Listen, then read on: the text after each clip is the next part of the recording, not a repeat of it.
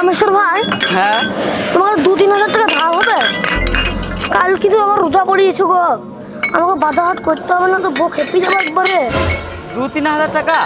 হ্যাঁ হ্যাঁ দিতে পারি, কিন্তু পরশু দিনকে কলকাতা যাব, ওই দোকানে কিছু বাজার বাজার করতে হবে, এর জন্যে তো পরশু দিনকে তাহলে তুমি ম্যানেজারের সাথে নিয়ে আমাকে টাকাটা দিয়ে দিও। হ্যাঁ হ্যাঁ, ম্যানেজারের সাথে নিয়ে তোমাকে দিয়ে দেবো।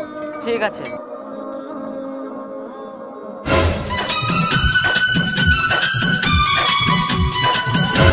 বলছি ভাই, আমার আগে ক টাকা ধার আছে গো?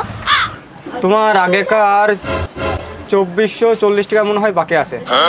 বলছি ভাই, আমার কাছে 2000 টাকা আছে, এই 2000 টাকা লাও, আমাকে কিছু মাল দাও, কাল কি তো রোজা। না না ভাই, এই মাসে আর ধার ফার দিতে পারবো না।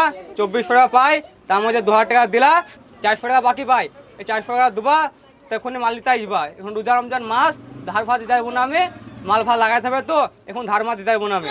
আরে ভাই কই না গো, কিছুটা হইলেও দাও, কাল কি রমজান মাস, কিছু খেতে পাবো না, নাল বউ মারবে, তোমাকে নাহলে কদিন পরে এসে দিয়ে যাবো টাকাটা। আরে না না না, এখন ধার ফার দিতে পারবো না আমি, কালকে রমজান মাস, ধার ফার দিতে পারবো না আমি, এখন মাল ফাল তুলতে হবে, যাও তখন যাও।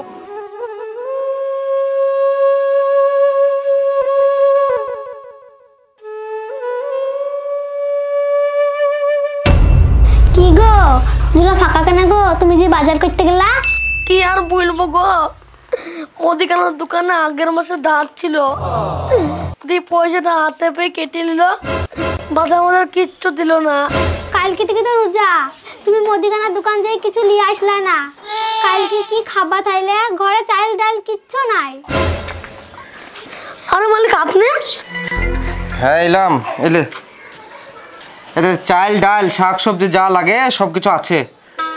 ভাটাতে তো পয়সা দিতে পারলাম না, এই ইটালি চালা, 2-4 দিনের ভিতরে পেমেন্ট দিয়ে, এক জায়গায় পেমেন্ট আটকে গেছে জানিস তো, তার লাগি পেমেন্টটা দিতে পারলাম না।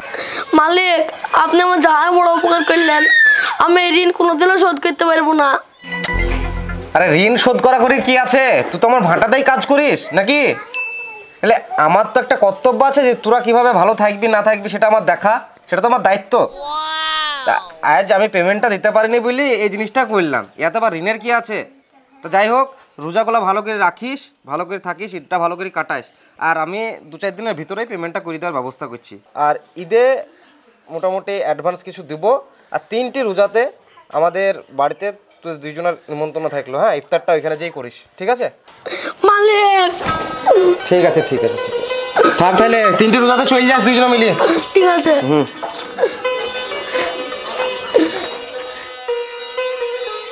কই গো, আজান দেবে এক্ষুনি, তোমার রোজা করা হলো না? তাড়াতাড়ি এসো।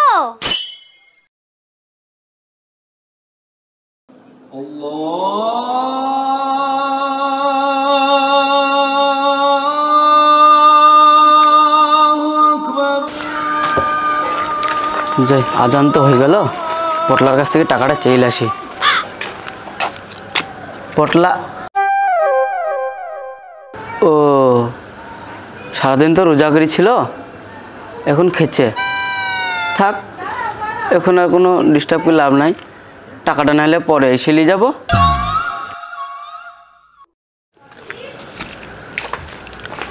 দেখি আরেকবার যাই, 9টা তো বেজে গেল। আজকে নামাজ পড়তে যে এত দেরি হলো কেন গো? আরে খতম তো আগে পড়েছিল, তার থেকে দেরি হয়ে গেল। তাড়াতাড়ি খেয়ে নাও, ভোরবেলা আবার উঠতে হবে। পটলা এখনো খেছে, সারাদিন রোজা করেছে তো তার লেগে মনে হয় এখনো খেছে, থাক এখন আর ডিস্টার্ব করে লাভ নাই, একবারে ভোরবেলায় ট্রেন ধরার আগে এসে টাকাটা নিয়ে যাবো। কই গো তাড়াতাড়ি এসো, সেহরির আজান দিয়ে দেবে। গো উঠে যাচ্ছে।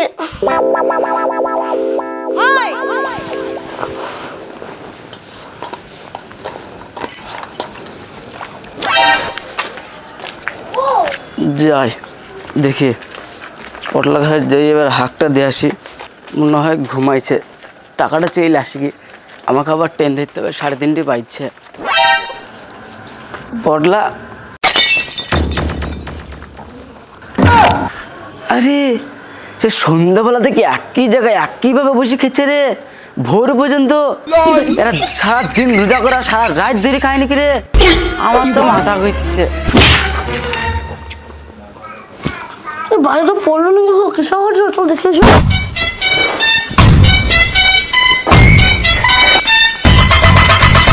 আর রামের সাথে তো পারলে অজ্ঞান গেছে।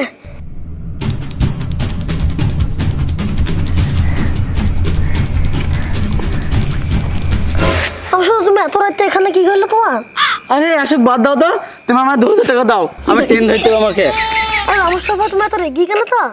আরে রেগি থাকবে না, সে সন্ধ্যাবেলা থেকে একইভাবে তোমার বাড়ি আসছে, যেখানে আসে সেখানেই বসে তুমি খেছো। হ্যাঁ, তোমরা সারাদিন ধরে একইভাবে রোজা করো, সারা রাত ধরে খাও নাকি? আরে ভাই তুমি কখন এসে আমাকে বলো তো। আরে কখন বাদ দাও তো, তোমাদের ইফতারের সময় এলাম তাও তুমি খেছো, তারপরে 9টার সময় এলাম তাও তুমি খেছো, তারপরে থেকে ভোরবেলাতে ট্রেন ধরবো বললাম তাও তুমি খেছো।